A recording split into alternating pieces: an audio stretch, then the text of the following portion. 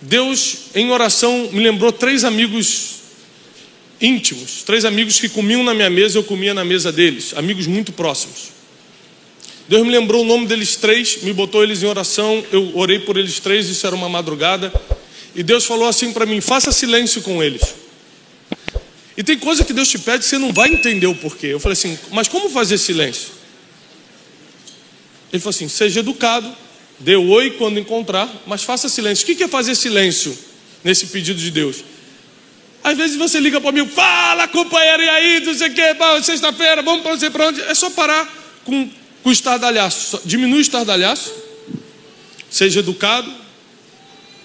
E durante 2 meses, na verdade foram 4, 2 meses antes da conferência, 2 meses depois, esses 3 amigos muito próximos, eu estou falando de gente muito próxima, eu fiz silêncio.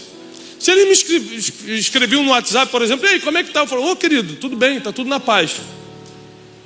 Só que para quem você é muito próximo, se ele te falar está tudo na paz, mas não agir da forma que sempre agiu: fala companheiro, e aí como é que você está? Você fala: está diferente o Tiago. E nesses 3 amigos, com esses 3 amigos eu agi da mesma forma, pastor.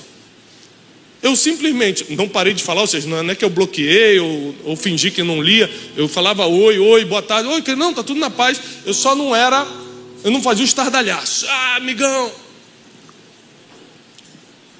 Os 3 eram meus amigos por anos, mas os 3 agiram de forma completamente diferente ao meu silêncio. Eu não sabia o porquê Deus me pediu aquilo, eu só vim descobrir depois. Mas eu quero te dizer a reação dos 3. O primeiro ficou atordoado e começou a perguntar para todo mundo que era amigo em comum se eu estava falando com eles. Então ele falou assim: o Tiago não está me respondendo direito. Então ele chegava no amigo comum e falava assim: Maurício, o Tiago está falando contigo? Ô Maurício, cara, tá, normal. Eu falei: o Tiago não está falando comigo, está falando com o Maurício. Ali é no outro: o Tiago está bem contigo? Eu falei assim: tá, mandou um áudio ontem, está tudo bem. Então, em nenhum momento esse primeiro amigo, isso é uma história verdadeira, aconteceu comigo ano passado, esse primeiro amigo em nenhum momento me ligou. Ele, apesar de ser amigo íntimo, de comer na minha mesa, eu como na mesa dele, somos amigos de muito tempo, passamos por muita coisa junto. Ele, sentindo que eu estava diferente, ele não ligou para mim. Sentindo o meu silêncio, ele não ligou e falou: cara, tá tudo bem entre a gente? Como o ser humano tem dificuldade de perguntar se as coisas estão bem. A gente prefere fazer outras coisas do que simplesmente ir direto no ponto e resolver. Como a gente é feridinho. Como a gente quer carregar o peso da mágoa, o peso da confusão mental. Você nem sabe o que está acontecendo, mas já está chateado, já está ferido, já está com ódio. Ele simplesmente não falou comigo. Ele só ia na circunvizinhança e perguntava como é que eu estava, o que estava acontecendo comigo. Ninguém falou nada, ele também não fez nada. Não falou bem nem mal de mim, ele simplesmente ficou inerte. O segundo amigo, que hoje não é mais, ele, vendo que eu estava em silêncio, começou a procurar pessoas para falar de mim. Ele falou assim: Tiago tem falado contigo? Não. Sabe o que é isso? É orgulho. Isso aí é altivez. Não, ó, vou te falar uma coisa, na verdade, eu nunca nem gostei das palavras dele. E aquilo foram 4 meses. Os prints chegando: olha, o teu amigo está falando mal de você. E mandava o print. Eu falei: ok, fazer o quê? Então um fica inerte, não liga para mim, mas procura saber como eu estou pelas pessoas em volta.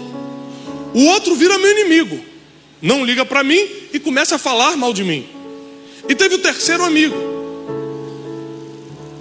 que começou desesperadamente a mandar mensagem: cara, você realmente está bem? Estou bem. Ele mandava áudio: amigo, você está bem? Estou bem. Então, eu posso fazer uma conferência aqui na igreja de Você Vem? Os 3 são pastores e são meus amigos de muitos anos.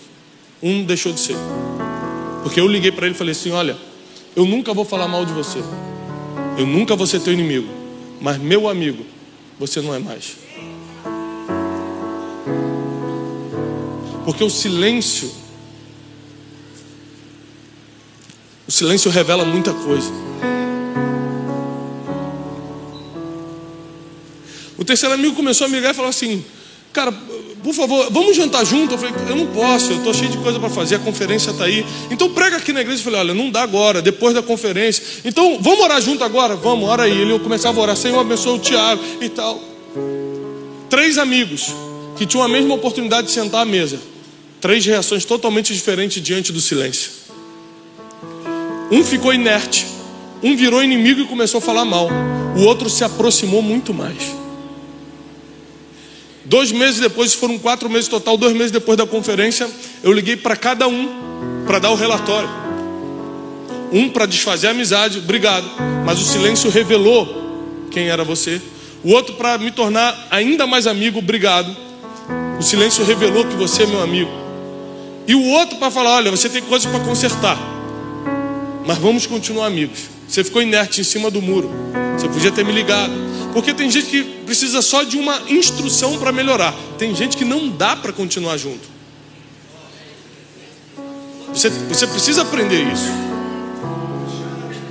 E eu falei assim: Deus, eu perdi um amigo por causa desse silêncio.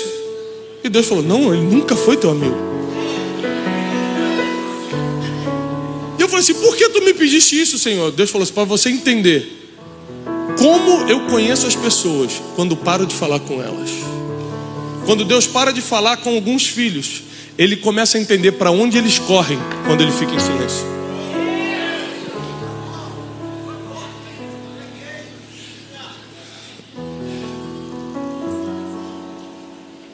Uma vez Janine ficou 1 semana falando mais ou menos comigo. Janine, fica em pé, meu amor, está grávida do nosso 4º filho.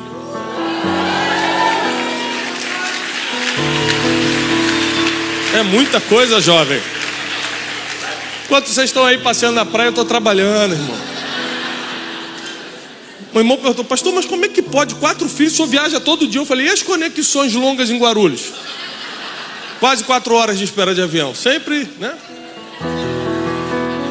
Eu vou segurar uma que vem aqui para você, mas Deus não deixou. Aquelas conexões de 10 minutos em Congonha. Escute. Estamos indo para o 4º filho. E a Janine é o seguinte: a Janine é muito sensível, muito perceptível, como a maioria das mulheres, né? A mulher tem esse negócio do 6º sentido. Ela percebe. Se você entrar em casa, ela nem te viu, pelo jeito que você veio andando. O que aconteceu?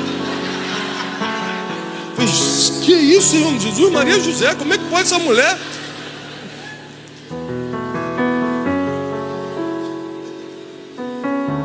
Mas o contrário também acontece. Às vezes você está cansado, alguma coisa está acontecendo, mas involuntariamente, por 1 semana, eu falava normal, claro. Não tem como marido e mulher deixar de se falar. Se você já deixou de falar com seu marido ou com a sua mulher, você precisa saber que não é normal. Você está precisando de ajuda, né? Mas sabe quando aquela semana você não está, você está em silêncio? Quem está entendendo o que eu estou falando? Marido e mulher, você está em silêncio, não é a mesma coisa?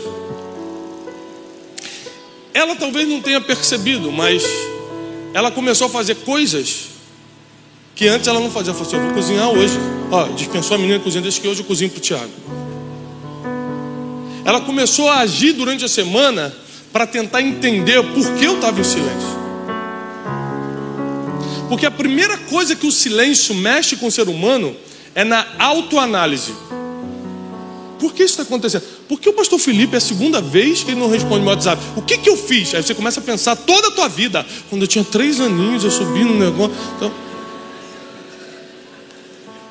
o silêncio faz você se autoanalisar. Anote isso, por favor. Então, quando alguém te dá um gelo, não necessariamente ele está se vingando. Às vezes ele só está fazendo você se autoanalisar.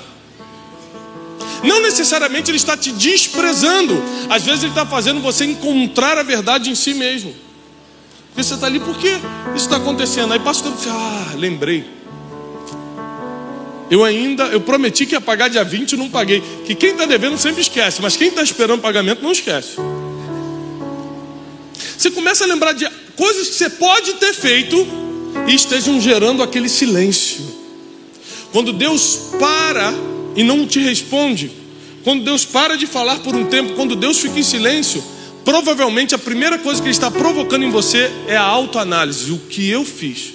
O que eu estou fazendo? Que tipo de vida eu estou levando para o meu pai não estar falando comigo essa semana?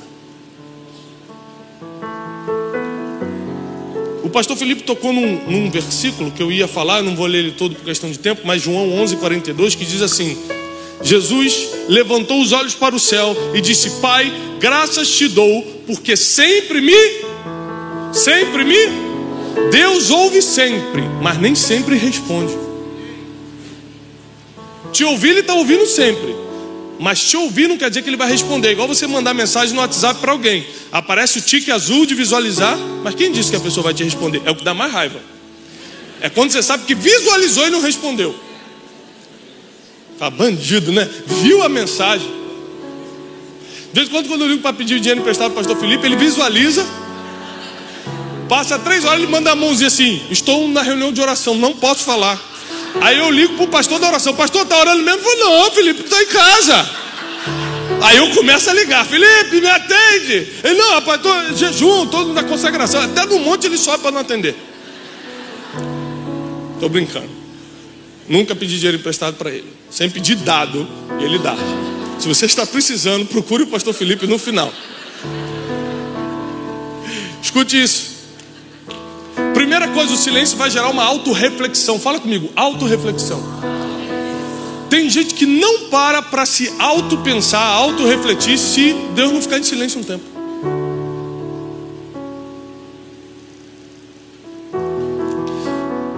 E eu, porque estou todo dia no altar, porque Deus tem me confiado projetos muito grandes, eu preciso que Deus fale comigo.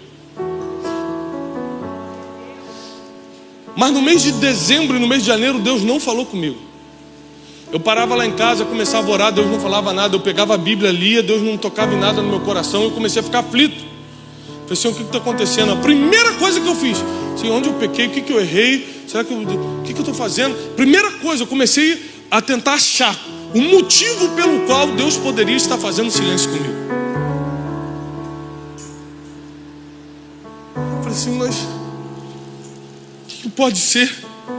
E eu continuava: Senhor, por favor. E eu lembro que às vezes eu me trancava no quarto e falava assim: Deus, tudo menos silêncio. Se eu fiz algo que você quer me castigar, porque a gente é autopunitivo, a gente acha que Deus está doido para castigar a gente, né? Então a gente já pede castigo. Se é castigo, manda.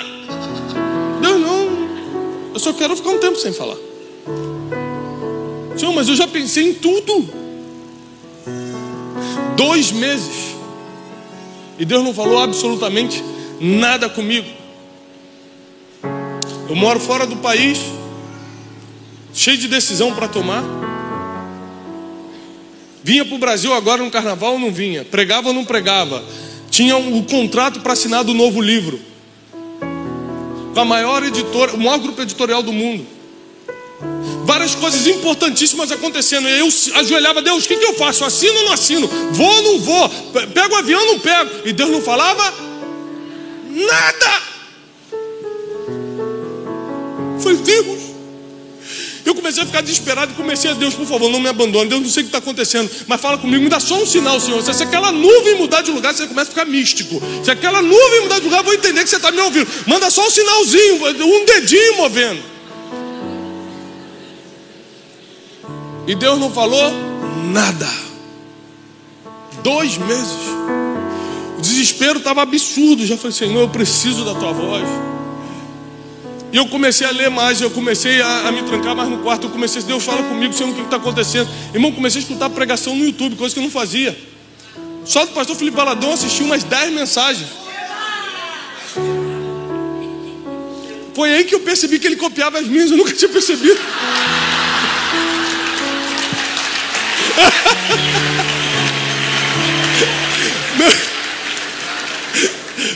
Tô brincando. É brincadeira, pessoal. E aí eu comecei, falei: será que eu não estou escutando? Aí, gente, você começa a fazer de tudo. Você não sabe onde está errando? Você fala: vou ampliar o leque, vou assistir outras pessoas. Comecei a dar esmola na rua. Nunca tinha dado esmola na rua. Vi um menino e falei: gente, pelo amor de Deus, toma aqui. Deus te abençoe, dá um abraço. Dava abraço, eu não sabia o que estava acontecendo. Mas eu queria que Deus voltasse a falar comigo. 2 meses depois, eu estou sentado num lago que tem atrás de casa. Um lago público, não é meu. Só para deixar claro para o irmão falar, lago em casa. Eu conheço como é que é. Esse aqui espalha rapidinho a notícia. Sentei ali num banquinho público, banco público que tem. E comecei a agradecer a Deus pela criação. Eu falei, olha só, tem gente que não pode enxergar e eu estou vendo esse lago. Tem gente que agora está com os aparelhos no hospital e eu estou respirando esse ar. E comecei a agradecer a Deus. Enquanto eu estava agradecendo a Deus, comecei a orar por um monte de gente. Comecei a orar, Senhor, abençoa o fulano, Deus abençoa o ciclano. E assim como o Jó, enquanto orava pelos seus amigos, Deus falou com ele, Deus começou a falar comigo. É isso, é aquilo. Eu falei, meu Deus, de pegar um papel. E comecei a anotar tudo que Deus estava falando. E no meio eu falei, antes de continuar, por que você parou de falar comigo?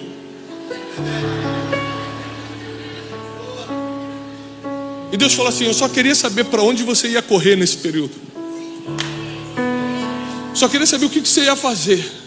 Porque tem gente que quando para de falar com o outro, começa a trair, começa a dar as costas. Quer saber então segue tua vida. Ah, não vai falar comigo não. Tem gente que murmura, tem gente que amaldiçoa, tem gente que blasfema. Mas você se aproximou. Mas você foi mais para o quarto orar, você leu mais a Bíblia, você teve mais, tentou me buscar de todas as formas. Eu vi aquele abraço no mendigo. Graças a Deus. E foi aí que eu descobri que o silêncio é uma das maiores armas divinas para te preparar para o próximo nível. O silêncio de Deus não é um castigo, é uma preparação para a próxima fase. Jesus estava na cruz, no pior momento da vida dele, com cravos nas mãos e nos pés. Ele tinha obedecido em tudo, ele fez tudo certo. No momento que ele mais precisou, que ele gritou, Eli, lama sabachthani, Senhor, Senhor, por que você me desamparou? Eu fiz tudo certo. Eu resisti à tentação de 40 dias no deserto. Eu treinei aqueles 12 homens. Tudo que você me pediu eu fiz. Eu fui fiel até a cruz. Eu estou na cruz. Cadê você? Porque eu não escuto a sua voz. E Jesus morreu sem escutar a voz de Deus. Jesus na cruz, falando em aramaico, por que você está me desamparando? Na língua que eles se entendiam, por que você está fazendo isso? Deus ainda assim não se comoveu. Falou, calma filho, vai tudo melhorar. Não falou nada, ficou em silêncio. Porque o silêncio é a última etapa antes do maior cumprimento da tua vida, do maior propósito da tua vida, antes da grande realização da tua vida. Foi a morte e a ressurreição de Cristo que fez com que hoje tivéssemos vida. Existem coisas que Deus vai fazer silêncio contigo só para saber o que você vai decidir com o teu livre-arbítrio. Deus não é técnico de futebol para ficar, vai lá, vai, você consegue, vai.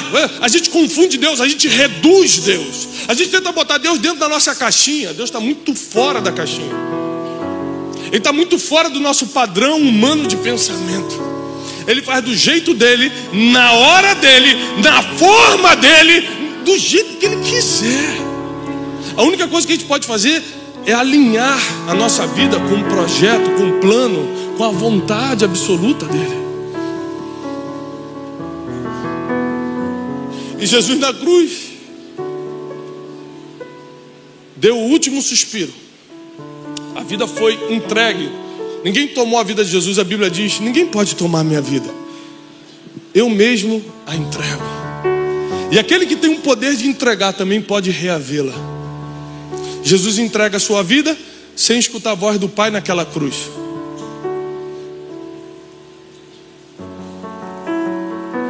E ele vai cumprir o seu maior propósito, morrer e ressuscitar pela humanidade, por cada um de vocês. Mas na pior fase, ele fez isso sem tapinha nas costas, sem vai que eu estou contigo. Você aguenta, meu filho, calma, só mais um pouquinho. Foi no silêncio. Foi para ver para onde ele ia correr. Foi para ver quem estava dependência, quem estava esperança. Tem gente que se Deus ficar sem te dar um sinal, um mês você já quer saber, eu vou mudar de emprego, eu vou mudar de igreja. Aí você fica igual um peru tonto, de um lado para o outro, não sabe para onde vai, porque não tem direção, não sabe quem é, não tem propósito, e pior, não confia no Deus que você serve aqui aos domingos.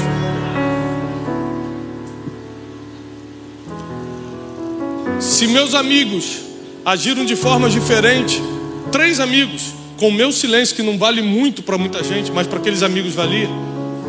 Imagina quantos filhos de Deus estão agindo, dando as costas para Deus, fugindo de Deus, falando mal de Deus. A um passo de viver a promessa. Falta um passo para ele cumprir o propósito dele na terra. Ele começa a falar mal de Deus, porque Deus fez o silêncio necessário para saber quem é ele, para revelar quem é essa pessoa. Abraão caminhou 3 dias com Isaac de mãos dadas, indo para o Moriá, com uma palavra de matar o seu próprio filho, o único filho. Em 3 dias Deus não fala nada. Senhor, o que está acontecendo? É claro, é possível, Senhor. Eu orei por esse menino, Sara pediu por esse menino. Senhor, esse menino é uma promessa, como é que você vai deixar? E o menino ficava assim: pai, o que está acontecendo? Que isso é o pior. Eu vi uma entrevista ontem que esmigalhou meu coração. Um incêndio que teve em Belém, e o pai perdeu o filhinho de 2 anos e pouco, quase 3 aninhos, no incêndio. E ele chorava muito na entrevista. Ele falou assim: é muita dor, né? Ele falou: a dor não é perder meu filho, a dor é saber que ele morreu gritando meu nome, pedindo minha ajuda, e eu não estava lá. Naquele momento eu tenho 3 filhos, estou indo para o quarto, eu comecei a chorar. Eu falei: meu Deus, você tem misericórdia. O pai não aguenta escutar um filho pedindo misericórdia. Pai, me ajuda. Pai, me salva. Pai, não deixa eu morrer. O pai não sabe lidar com isso. E Abraão teve que suportar as perguntas de Isaac e o silêncio de Deus ao mesmo tempo. Eu estou te falando isso porque muitos de vocês estão nesse silêncio hoje, sem saber que falta muito pouco para a promessa. Você está a um passo da realização do teu propósito, daquilo que Deus colocou na sua mão para fazer. Nesse período de silêncio Ele quer só saber para onde você vai correr agora. Eu não estou falando contigo para onde você vai correr. Você vai ser um daqueles que se tranca no quarto e fica ainda mais íntimo, ou vai ser um daqueles que dá a costa de Deus e vai falar: Deus não existe mesmo, não. Eu estou escrevendo um livro que justamente fala sobre isso. As pessoas, quando se decepcionam, nem serviam a Deus, nem serviam, mas acontece alguma tragédia na vida delas, Deus não existe. Não, você nem me servia, eu nunca existi na sua vida. Uma vez eu fui fazer um enterro de um jovem, e a mãe começou, quando eu entrei, eu era pastor recém-ordenado, tinha uns 25 anos. Hoje eu tenho 27, foi 2 anos atrás. Não entendi a risada dos irmãos, né? Deixa eu ajeitar aqui meus pelos brancos. E aí eu entrei no enterro, a mãe dele começou a me bater e falou assim: por que Deus matou meu filho? Era uma família que nunca tinha ido à igreja, era uma família de origem espírita. Pediram para a gente ir lá fazer uma oração pela família. Eu era muito novo, eu não tinha coragem de falar certas coisas, mas hoje eu falaria assim: mas Deus nunca foi procurado pela senhora. Agora a culpa é dele? A gente só quer botar o Deus num lugar de destaque e às vezes negativo na nossa vida quando algo está mal. Fala assim: a culpa é dele. Deus me abandonou, Deus não gosta de mim, Deus não existe. E na verdade a gente não sabe lidar com processos normais da vida. Esses dias uma pessoa me pergunta assim: pastor, por que Deus permite crianças morrerem como essa que morreu no incêndio? Assim, peraí, deixa eu entender uma coisa. Deus é um Deus natural ou sobrenatural? Hã? A morte é algo natural ou sobrenatural? Hã? Natural, todo mundo vai morrer. Então o que o Deus do sobrenatural tem a ver com coisas naturais?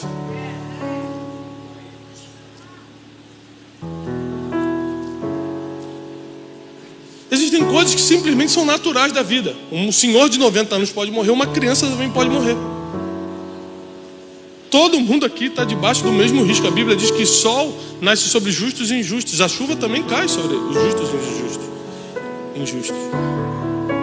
Então a gente questiona Deus por coisas que a gente mesmo não entende. A gente nunca buscou conhecer a Deus, mas quer questioná-lo.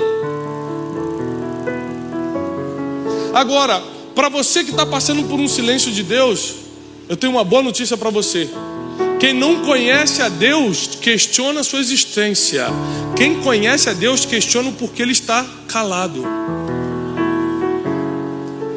Isso é muito profundo. Quando você vê uma pessoa questionando a existência de Deus, é que ela não tem a mínima ideia de quem é Deus. Quando você vê uma pessoa questionando o silêncio de Deus, essa pessoa é especial. Bota os olhos nessa pessoa. Coloca a sua atenção nas pessoas e fala: pastor, Deus parou de falar comigo. Coloca os teus olhos nela. Porque quando Deus voltar a falar, já vai ser para colocar num outro nível. Já vai ser para colocar numa outra fase.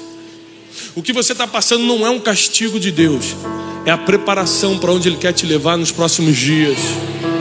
Tem pessoas aqui que não têm a mínima ideia, porque nem olhos viram, nem ouvidos ouviram, nem jamais penetrou no coração do ser humano o que Deus tem preparado para aqueles que o amam.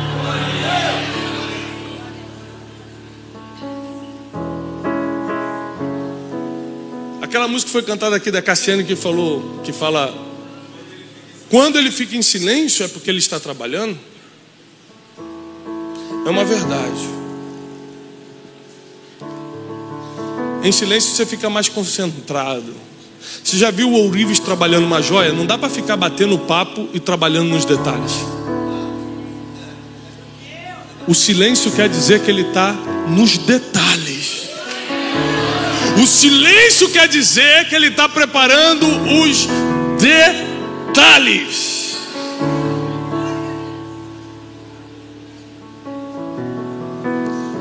E provavelmente, realmente, não vai ser do jeito que você queria, vai ser do jeito dele. Mas o jeito dele, a vontade dele é boa, perfeita e agradável. Se a sua vida ainda não está boa, perfeita e agradável, ainda não está, porque você ainda não está no centro da vontade de Deus. Porque a vontade dele é boa, perfeita e agradável. Perfeito não é ter o que o outro tem. Perfeito é estar contente com o que ele te deu.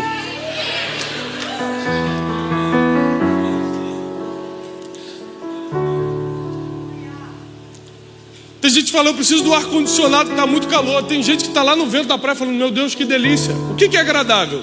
Não tem uma regra para o agradável. Por isso, pare de comparar o que Deus está fazendo na vida do outro, porque o que para o outro não serve para você. Não serve para você. A vontade dele para você é boa, perfeita e agradável. Por último, eu encerro aqui. O silêncio revela o seu nível emocional.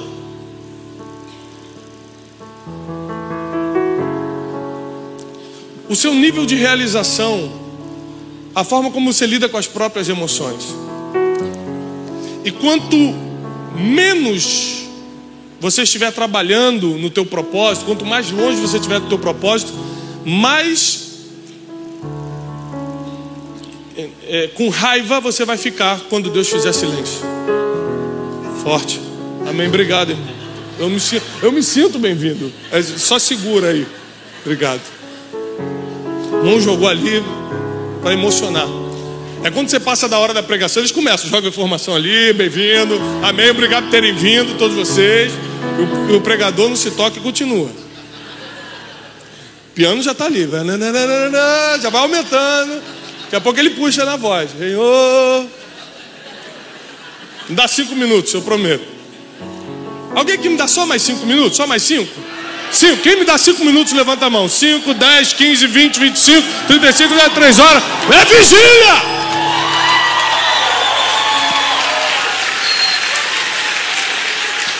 Amém.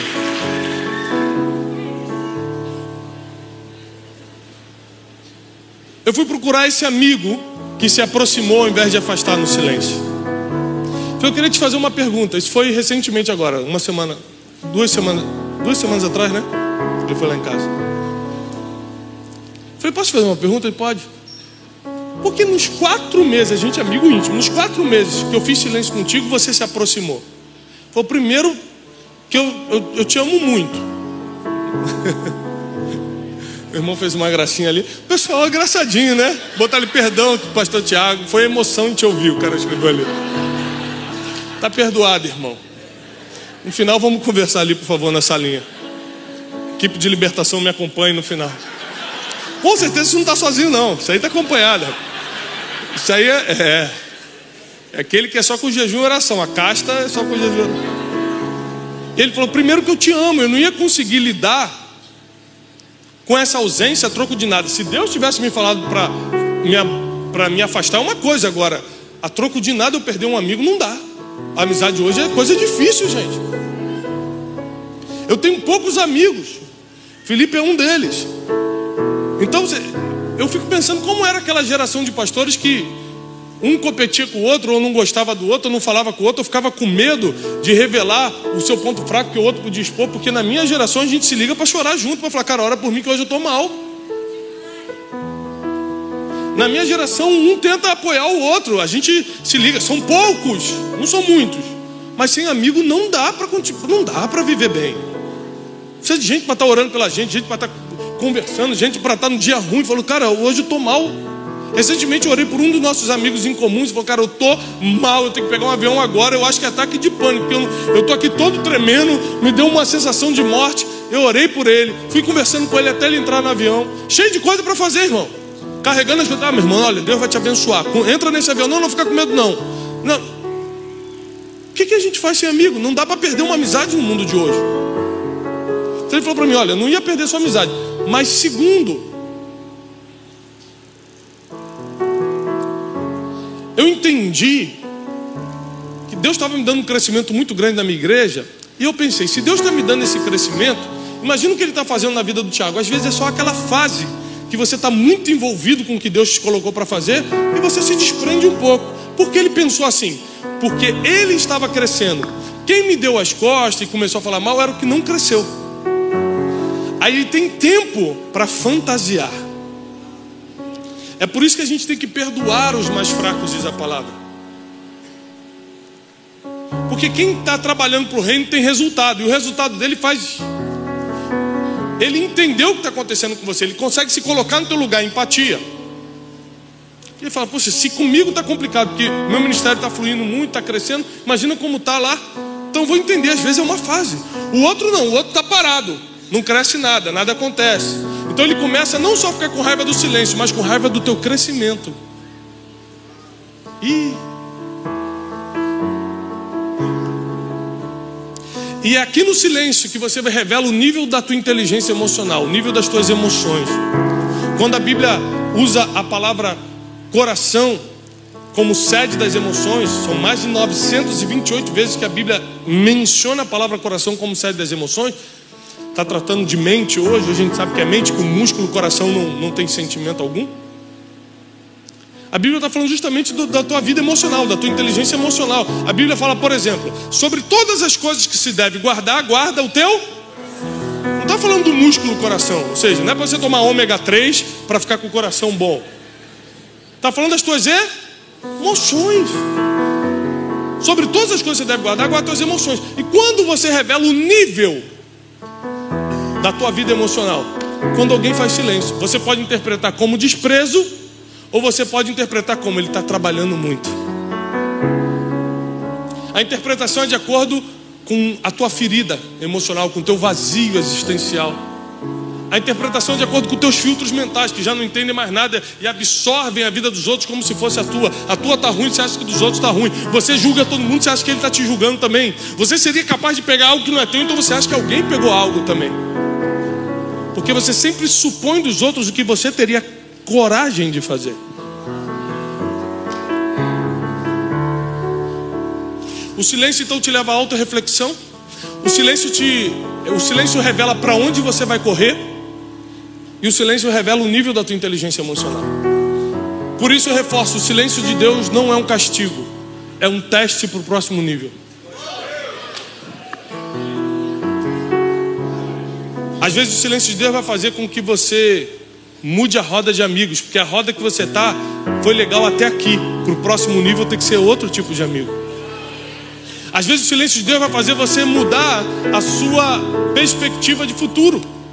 Você achava que o que você está fazendo estava ótimo, mas o silêncio de Deus revelou que tem mais pela frente. Você precisa se preparar mais, estudar mais, ler mais, andar com pessoas que vão te levar para esse mais de Deus. A Bíblia diz: ande como um sábio e se tornarás sábio. Então tem gente que quer sabedoria e está andando com gente que não sabe nada.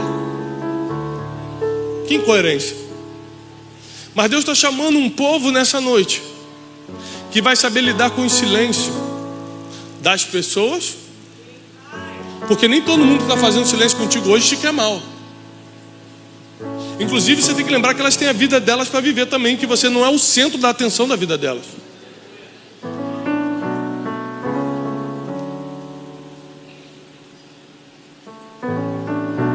A gente tem um grupo de amigos íntimos, um grupo de WhatsApp, e às vezes tem aquele que participa mais, tem aquele que participa mais ou menos, tem aquele que nunca participa, que só manda uma mãozinha assim, orando. Então o Felipe, assim, 3 horas da manhã, normalmente está mandando áudio. 3 horas da manhã, né? Eu falei, gente, o que está acontecendo com esse homem? 7 horas ele manda o primeiro. Eu falei, gente, dormiu 4 horas só. Mandou um de 3, mandou um de 7. Então, se o Felipe, por exemplo, ficar um dia sem falar, tem algo de errado, você tem que ir nele. O que está acontecendo? Tem gente que fala menos, e você já sabe que é normal ele ficar 2 dias sem falar, 3 dias sem falar no grupo. Mas nós também temos que supor que se um dia o Felipe, que adora falar, não falar no grupo, não quer dizer que ele está mal comigo ou com alguém do grupo. Pode ser que ele esteja muito envolvido na obra aqui da igreja. Então não crie fantasias por causa das tuas doenças emocionais. Não fantasie coisas, não ganhe inimigos que não existem. Tem gente que está cheio de inimigo que nenhum é real, nenhum. Ela conseguiu inventar todos. Aquela irmã ali não gosta de mim, ó, como é que me olha, ó. Aí o cara fala, mas ela não está nem te olhando. Fala, tá, você não viu aquele olhar de cobra que ela tem?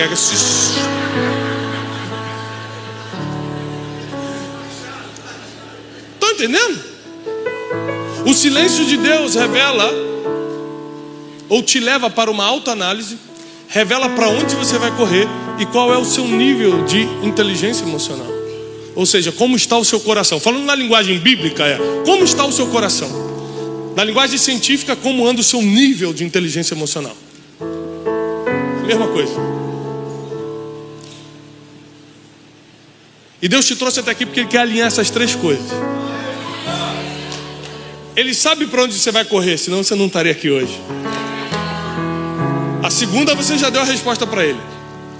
Na segunda pergunta você já deu a resposta. Para onde você corre? Para a casa de Deus aqui, ó. Onde eu estou? Pleno carnaval.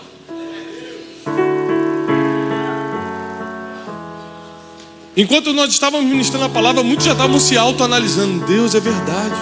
E aquela coisa, isso, a autoanálise. E terceiro agora, o nível do seu coração. Como anda o seu coração, como está a tua inteligência emocional. Nessas 3 coisas Deus vai trabalhar para te passar para o próximo nível. Lembre-se que Jesus morre no silêncio de Deus. E por 3 dias nada acontece.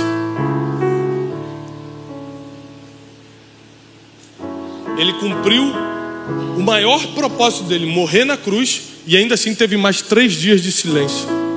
O tempo é de Deus, não é no teu tempo. Então a gente fala, eu fiz tudo certo aqui, ó. Acabei de fazer o que Deus mandou, cadê? Com Jesus, Deus ficou ainda mais 3 dias. Mas quando chamou ele da morte para a vida. Mas quando chamou, foi para esvaziar a tumba. Foi para dar a destra do Pai para ele. Quando chamou, foi para fazê-lo sacerdote para sempre, segundo a ordem de Melquisedeque, sobre as nações da terra. Quando chamou, foi para transformá-lo no nosso Senhor e Salvador. O teu maior propósito está depois do silêncio de Deus.